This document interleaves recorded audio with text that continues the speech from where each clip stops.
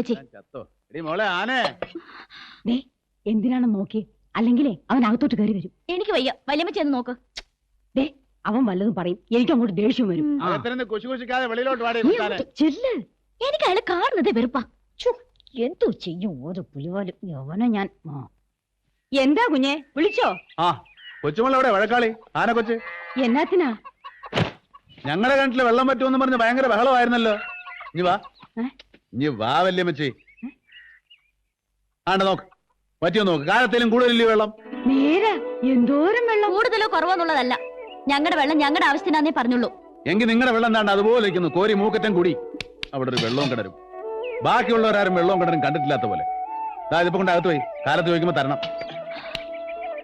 ഇത് കണ്ടു വല്യമ്മച്ചി, പാത്രങ്ങൾ അപ്പടി ചളുങ്ങിപ്പോയി. ഇതിന് എണ്ണത്തിന് കൊള്ളാം. അപ്പൊ വേണ്ടായോ?